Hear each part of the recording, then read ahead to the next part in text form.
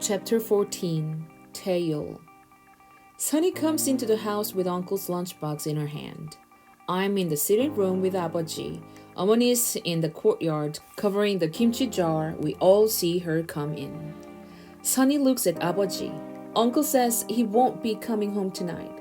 Her voice is shaky, like she might start crying any second. He'll be away for a while. He doesn't know how long. 아버지 closes his eyes. He doesn't say anything at first, then speaks without opening them. If anyone should ask, we will tell the truth. We do not know where my brother has gone, or when he will be back. We do not know. That is all any of you need to say. He opens his eyes and looks at us hard. And whatever happens tonight, you are not to leave the house. When he says those last words, he's looking right at me. He doesn't seem surprised, upset maybe, but not surprised. The same for 어머니. They don't ask Sunny even a single question. It's almost like they expected this. Whatever happens tonight, what's going to happen? Sunny looks scared. She catches my eye and slips out the back door. I follow her a few minutes later.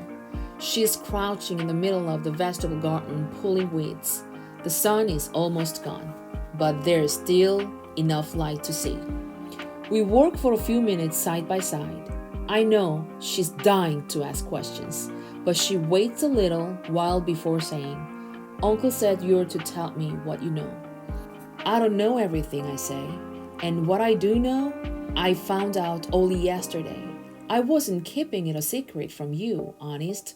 I just hadn't found the right time to tell you.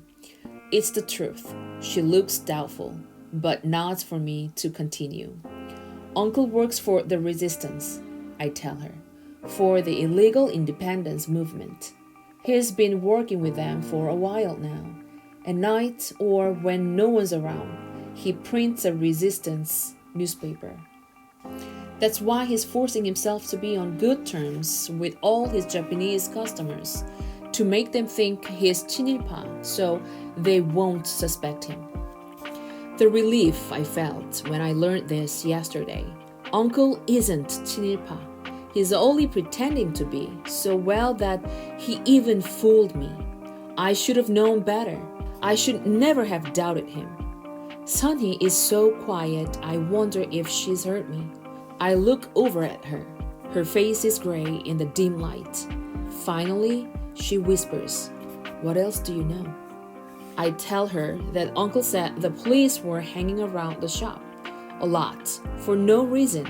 He thought they suspected him and that something might happen. But so soon? I don't think he thought it would be so soon. My turn to ask questions. Did he say where he was going? She shakes her head. Into hiding, I say, thinking hard. It's a big movement. He must have friends who'll help him. But how did he find out? I mean, how did he know he should escape tonight? Sunny says, I told him.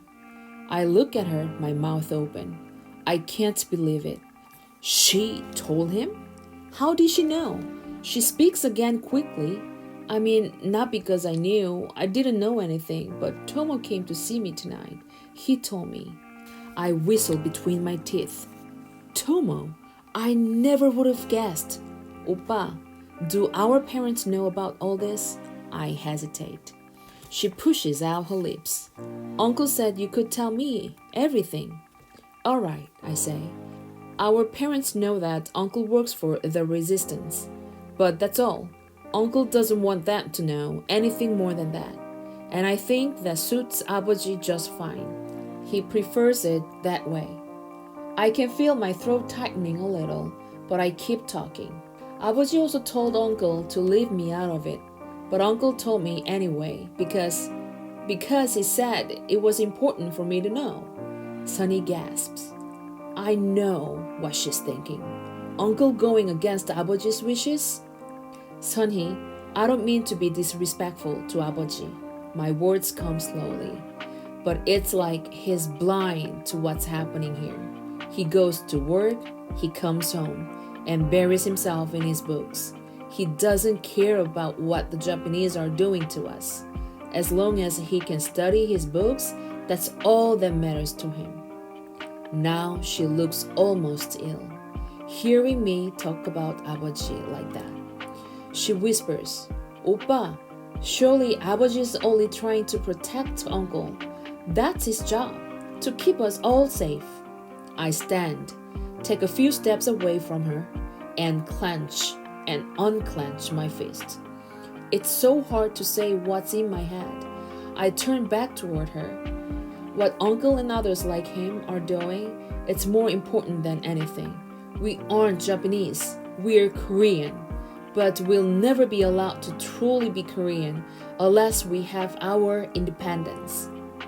Uncle said these things to me only yesterday. And yet, as soon as he'd said them, I felt as if I'd known them all along. All my life. Sunny shakes her head and frowns. More important than family? She asks. But it's not one of her usual whiny little sister questions. She's thinking hard, I can tell. Our duty to 아버지 is important, I say. It's a part of our culture. But if the Japanese have their way, someday there won't be any such thing as our culture. When uncle works for independence, he works for the right to live as 아버지 wants us to. Do you see what I mean? I'm not as sure of myself as I'm trying to sound. It's so confusing. Uncle acting like 친일파 when he's not. Tomo, the son of an important Japanese official helping a resistant worker. Uncle disobeying 아버지 in order to be able to obey him one day. If I can't fully understand, how can she? I walk back toward her, reach out my hand so I can pull her to her feet. We'd better go in now, I say. Sunny, we shouldn't talk about this anymore, unless it's truly necessary. And don't trust anyone, not even Tomo. He helped us this once, but it can't have been easy for him. And who knows if he'll be sorry he did it. She looks stunned. She hadn't thought about that. Poor kid. We go back inside, sit down, pretend to study. After only a few moments, the megaphone blares. A neighborhood accounting. At night. They're almost always in the daytime. It's about Uncle, I know it. They've raided his shop and now they're searching for him. 아버지 looks at us. His face is calm, but serious as well. He's telling us to be calm too. Sunny leaves quickly to fetch Mrs. Ann. We go outside and line up in the street. So many soldiers, lots more than usual. People are looking around, wondering. We save a place for Mrs. An. It's taking Sunny a while to bring her out. 어머니 turns to me. You had better go see, she starts to say. But just then, Sunny and Mrs. An hurry up to us. I look at Sunny as she slips into line next to me. I couldn't find her at first, she whispers.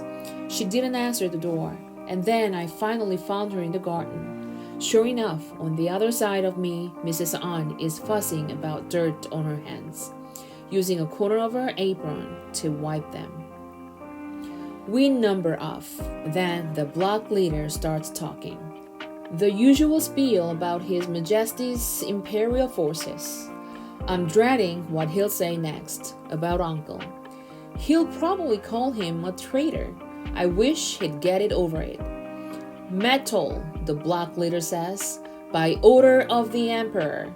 The army is commandeering all household objects made of metal. It is needed for supplies, so His Majesty's Imperial Forces can continue to spread his divine message to all people. Return to your homes and collect all your metal. You may keep a few things, basic cooking tools, a shovel, an axe, scissors and needles. Everything else you must bring to your front gate. Next to me, Sunny makes a choking noise, turns toward me and grabs my arm. She looks so pale, I'm afraid she might faint. They want metal? What about Uncle? Is he in danger? Or has he gone into hiding for no reason? No time to think about it now. 아버지 sends me to the work area to gather up all the metal things there. 어머니 goes into her bedroom to fetch the jewelry. Outside, the soldiers are shouting up and down the street, yelling for us to bring all the metal things in bags. 어머니 comes out into the courtyard. She doesn't own much jewelry, but she needs both hands to carry it. Some silver bracelets and rings, gold hair ornaments, a necklace, and a brooch. The last two were wedding gifts from 아버지's parents. A silver dragon on the necklace and another one on the brooch. Sunny seems almost frozen. She hasn't moved since we all came inside. But now she looks at 어머니. Not the dragon, she whispers. Her lips are white. I remember when she was little, she always used to beg 어머니 to let her wear the brooch. It was her favorite because the dragon has a little pearl ball in its claw. Bring me the bag, Tail, 어머니 says. Calm, like 아버지. I've already put a bunch of metal stuff in an old rice sack. She drops the jewelry in, a piece at a time. Clink, clink, but not the brooch. All of us are watching her. She turns away a little, raises the hem of her skirt, and drops the brooch right into her underwear. Then she smooths her skirt down again. 아버지 makes a sound, sucking in air. He looks at 어머니 for a long moment. She holds her head high. Finally, he nods. Take the bag to the gate, Tail, he says. So I do. A military truck drives slowly down the street. Soldiers are taking bags and throwing them into the truck. Crash, clink, clang. I watch as the truck drives away. Our things, 어머니's jewelry, my tools.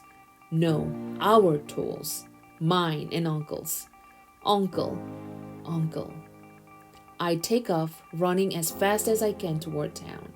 Halfway there, I remember that 아버지 said I'm not supposed to leave the house, but it's too late now. I have to find out what's happening to Uncle. When I reach the street where Uncle's shop is, I slow down a little. Nothing. No soldiers, no commotion. Uncle's shop is shuttered, looking like it always does when it's closed. I go around to the back. No sign of any trouble. What's going on? I run all the way back home. Sunny is in the courtyard. I don't mean to shout, but I can't stop the words from bursting out. What happened? What have you done?